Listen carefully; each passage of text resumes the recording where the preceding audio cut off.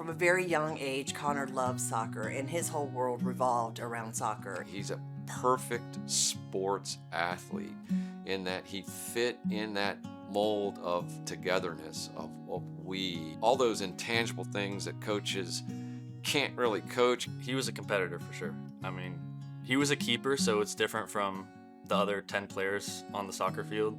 There's people jumping, running, trying to tackle you, and I mean, he was amazing. If you were on the opposite team, you would see this goalie and think, oh, he's a little bit smaller. So he didn't think much of it, but then he'd come out and just show everybody who he was. He was always flying around, jumping in the air, and just a great player overall. As the goalie, like, it's kind of, you see everything on the field. So he definitely took charge on the field when needed to. And I mean, it paid off because he was one of the best goalies I ever saw. He would always be the one that cracks a joke.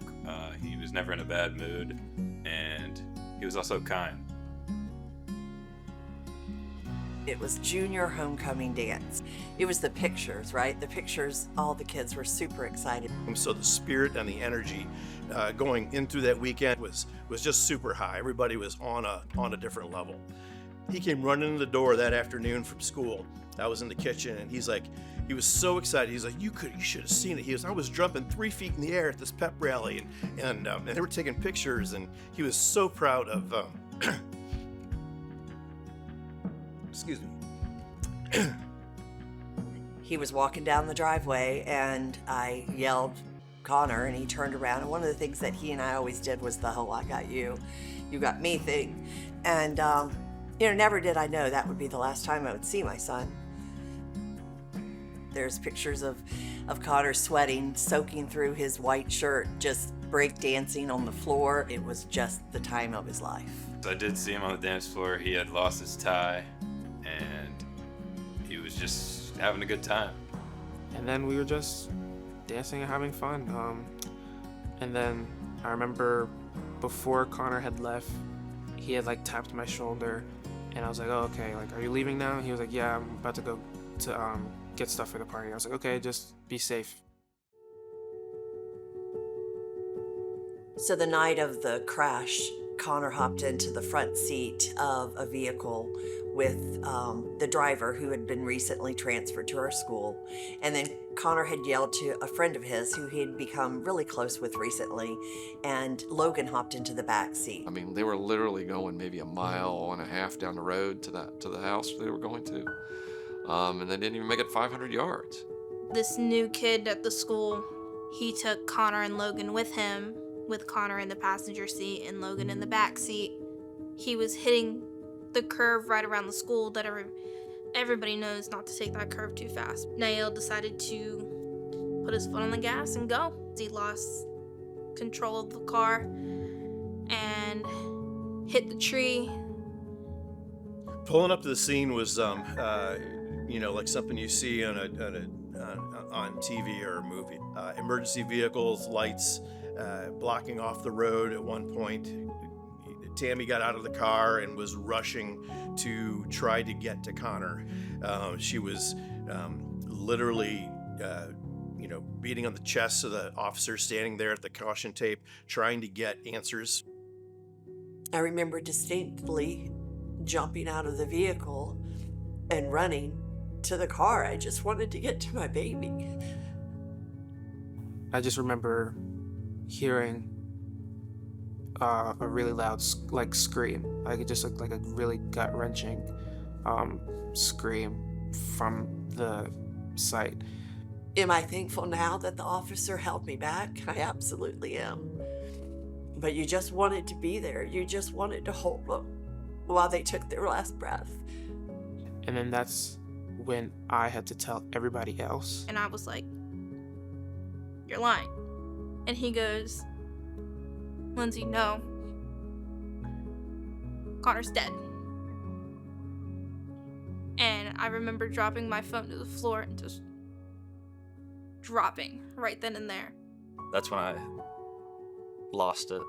I mean, I don't remember much after that. I just know I was screaming and crying. And We do know that the night of the crash, the driver was reckless and speeding, which is the two things that contributed to the death of all three of the boys. Connor had a lot going for him. He had his whole life ahead of him. He'll never get to graduate. He'll never get to play in the big leagues like he always talked about, because his life was cut too short. When Connor passed, I definitely fell into like a massive depression. I didn't really want to go to school anymore. Tammy's, only boy is no longer in her life, and that's not something you ever get over. And it took us a long time. It took Tammy a long time to get to the point where we could rationalize how to get through day-to-day life. I think as a parent, you're never prepared to lose your child. It's certainly not the natural order of things. So losing Connor, it's almost unexplainable. I don't know that there's enough adjectives to describe the pain of losing your son and the damage that it does, not just to Dan and I, not just to his siblings, but to our entire family, to our community. The impact of that crash that night and what it has done to so many people when it was so preventable. There's no doubt in our mind as to what happened that night. I think more concerning is why it happened and the things that shouldn't have happened. I remember seeing him drive in the parking lot before, and I said to one of my friends, I was just like God forbid, but one day, like, he's going to get himself and somebody else killed. Dozens of people came up to us after this accident saying they knew of the way that this young man drove, and it could have been prevented. If any of the parents, any of the bus drivers, any of the SRO officers, any of the students had the courage to call or say something, Connor would be with us today. I distinctly remember him in the classroom talking about the driver, and students talking about how the driver drove very, very fast, a lot, and did a lot of reckless things in the car. And I remember Connor standing up at his desk, because half the time he couldn't sit, so he's standing up, flipping through his notebook, talking to me, and he looks over and he says, "Don't worry about it, Coach. I'll never get in that car with him." I definitely do think that See Something, Say Something can resonate with young people because, I know, for me at least, when I saw the way Nail had drove in the parking lot, I definitely think I should have said something at that point, but I didn't. And so that's something that's always weighed on me, I think. If you see something, say something.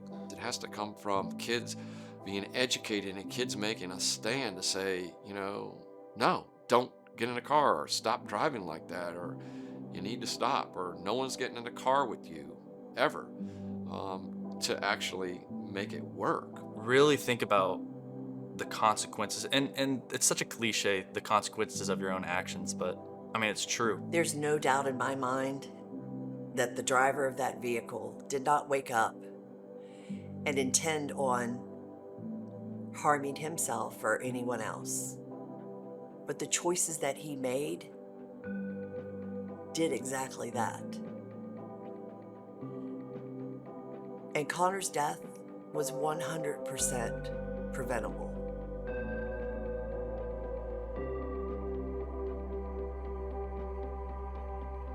I think that makes a good student athlete is just being able to take feedback regardless of it being negative, even though most times if it's feedback, it's to help you get better. Those things are important, and to have that strength in a car would be similar to the kind of strength that Connor had on the field, in directing and supporting his team. We watched Connor control the field. We watched him direct his teammates. We watched him groom them off of the field. It's no different when you're in a vehicle, right? We need to be able to make those same correlations when we're in a vehicle. We need to know that we can speak up as a passenger and be safe. Connor had the ability to make me smile each and every day. He was so funny and he was so sweet and loving.